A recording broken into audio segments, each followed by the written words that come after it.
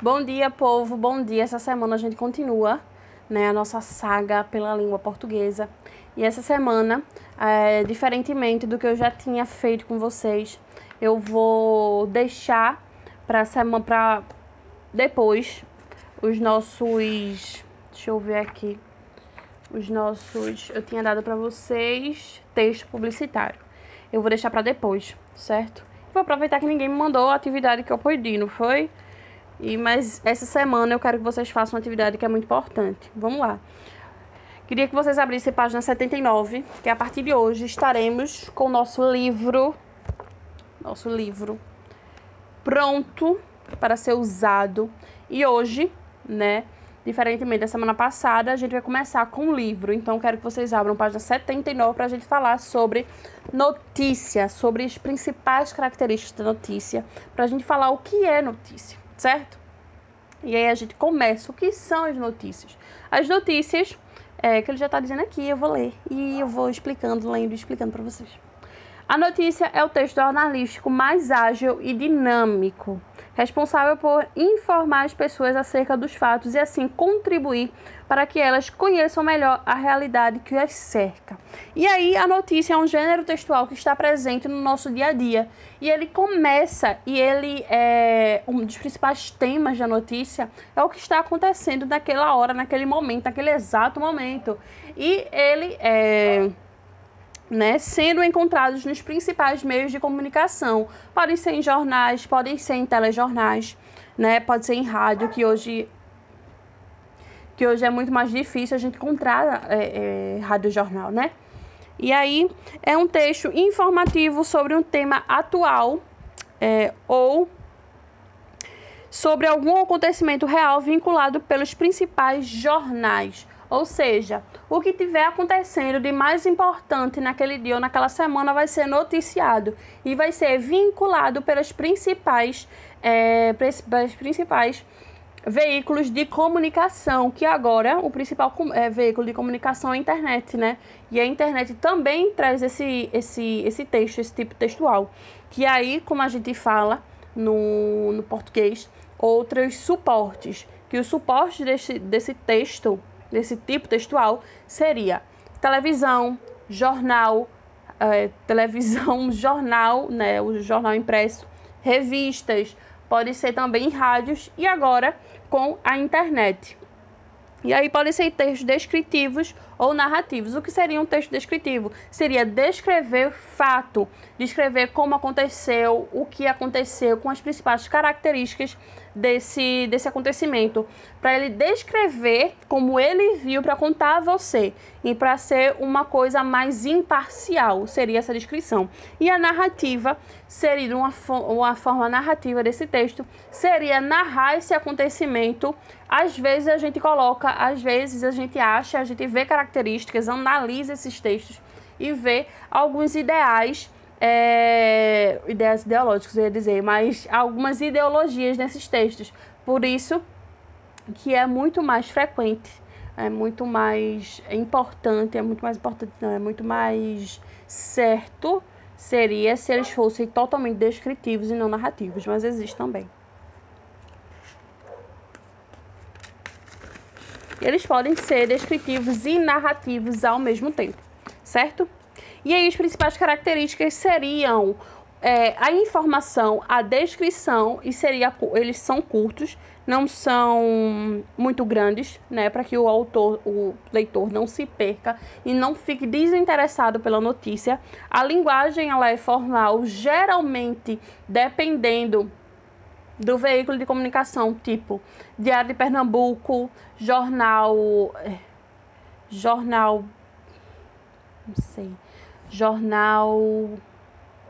Folha de Pernambuco, Diário de Pernambuco e Folha de Pernambuco são os mais elitistas. Então, tendo um público-alvo, eles mudam a sua linguagem. E tem o Aqui.pe.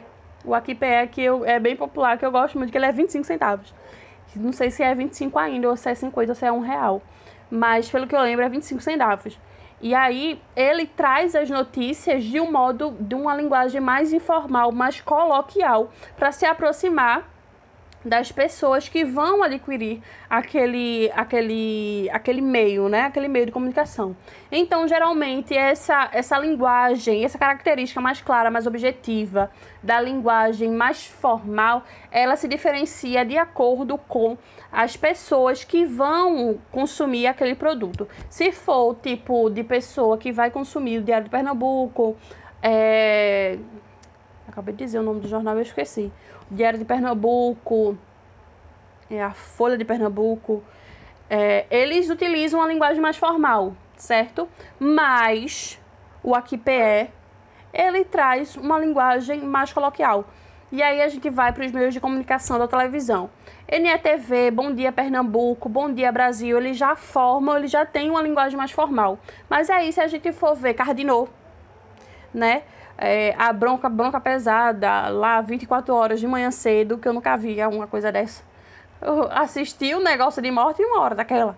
Mas eles colocam formas da linguagem, até da forma da apresentação de Cardinô, que a gente for comparar que o Marcinho com o Cardinô. Cardinô, ele vem falando algumas coisas mais informais, mais esdrúxulas, mais fora do padrão do que a gente tá acostumado a ver. Mas tio Marcinho não, ele fala aquilo de acordo com a norma padrão do que a gente fala no português, né? Ele fala as palavras mais difíceis, as palavras mais bonitas, mas não se aproximando do que a gente escuta todo dia, até porque meio-dia, né, o jornal.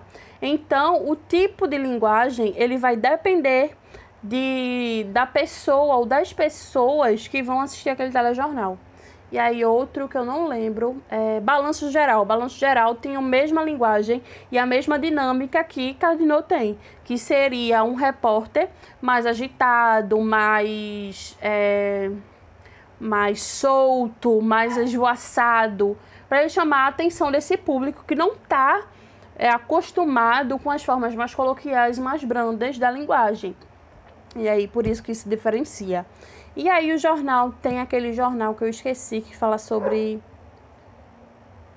Bandeira 2, se eu não me engano, é Bandeira 2. E ele traz uma linguagem forte, traz os acontecimentos do jeito que eles são, as notícias mais pavorosas, as palavras que vão trazer mais curiosidade para as pessoas. Então, essa forma deles falarem, a linguagem como eles utilizam, também é uma forma deles chamarem os seus leitores, os seus telespectadores para escutar. Então, essas formas de linguagem variam, como eu já tinha dito, de acordo com as pessoas que vão assistir, as pessoas que vão ler e as pessoas que vão escutar aquela notícia. E a linguagem também pode variar de acordo com a apelação daquela notícia. Quanto mais apelativa e usar a linguagem mais próxima de falar para você ver aquilo, que aquilo foi absurdo, que foi um fato extraordinário, isso faz com que o leitor esteja curioso. Então, essa linguagem mais apelativa e mais voltada para fazer você consumir aquilo, ela também é utilizada, certo? E os textos são feitos com títulos, que geralmente a gente tem um título, tem um subtítulo e tem as principais características, e depois ele começa a falar sobre o acontecimento em si, que são a manchete, o título, do final, do meio, assim, seria ele respondendo algumas perguntas para fazer o leitor ler e ficar mais interessado para ler o resto das notícias. E o corpo da notícia seria a descrição mais detalhada sobre isso. E aí ele é feito em terceira pessoa, que geralmente quando o autor está lendo, ele está escrevendo, ele não fala sobre ele fala sobre o acontecimento.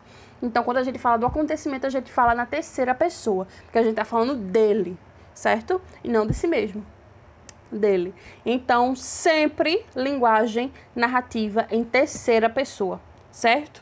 E a estrutura, como a gente fala, o lead, que seria a primeira parte da notícia, que nela tem o título principal, que seria a manchete, que é o fato que ele utiliza a linguagem mais apelativa para fazer você ler aquela notícia.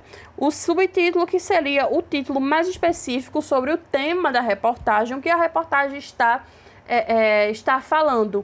E a terceira parte do lead seria a resposta das principais perguntas da notícia, que a notícia tem que ter. O que aconteceu, quando aconteceu e como aconteceu. Quem é a pessoa vítima ou o autor daquele acontecimento, onde foi que aconteceu e por que aconteceu. Então, essas perguntas, elas têm que ser respondidas num lead, que aí é o primeiro contato do leitor com o texto. Então, tem que ter a manchete, que seria o título mais apelativo, mais chamativo para fazer vocês lerem. O subtítulo seria o mais específico, seria o tema, englobação. Seria englobação. Seria o conjunto dos principais temas do que aquilo está falando. Seria o conjunto do título, mas de uma forma mais específica. Pronto. Se a manchete é as Olimpíadas de 2019. As Olimpíadas de 2019, 2020, que teriam Olimpíadas esse ano, se eu não me engano. As Olimpíadas de 2020. O subtítulo: as Olimpíadas de 2020 foram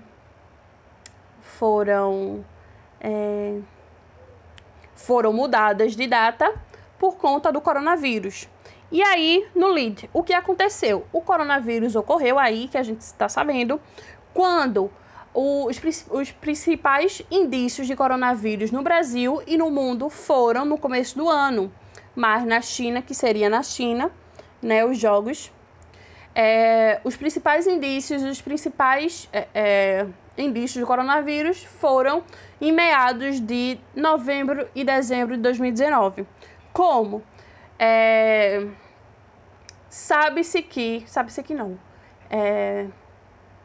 Acha-se que as primeiras pessoas com o sintoma de coronavírus foi porque consumiam um tipo de carne.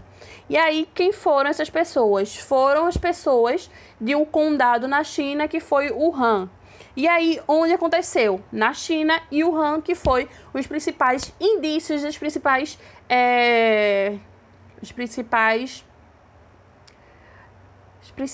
pessoas que contraíram esse vírus. E por quê? Porque consumiram algumas carnes aí indevidas. E aí, essas seriam as perguntas, essas seriam a parte principal da notícia, que tem que ser mais apelativa, porque é onde o leitor vai ter o seu primeiro contato.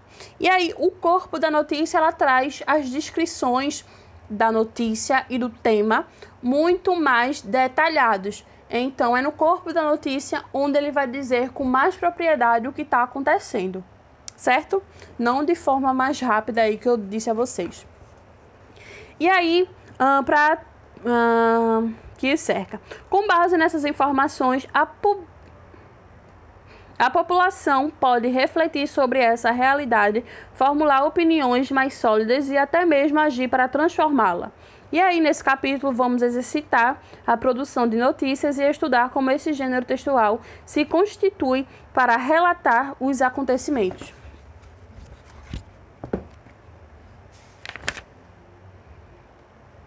E aí, vocês vão ler essa parte, né? Que eu já expliquei as principais notícias para você, as principais características da notícia. E aí, página 80, 81, 82 e 83, até a sexta questão, vocês vão fazer.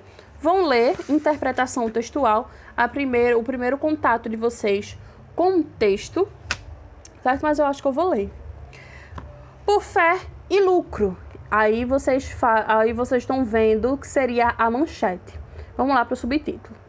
Estado Islâmico promove onda de destruição de patrimônios históricos no Iraque. Esse seria o subtítulo, onde ele coloca mais um pouquinho dos principais temas e acontecimentos e coisas do texto. E aí, como vocês estão percebendo, eles trazem aí um conjunto de palavras mais chamativas, né? Estado Islâmico, que a gente já fica... O que está acontecendo? Estado Islâmico, a gente já fica com medo. Promove onda de destruição. Onda de destruição, poxa. Acabou com o Oriente Médio todo, né? E patrimônio histórico no Iraque. E aí, o que está acontecendo? Será que é guerra? E aí, vocês vão ler esse texto e vão mandar para mim até terça-feira. E as principais perguntas e inquietações que vocês tiverem, vocês vão mandar para mim, certo? E aí eu espero que vocês façam as atividades, que essa é a primeira atividade do segundo semestre, do segundo bimestre, pra gente já começar a contar pontos, certo, pessoas?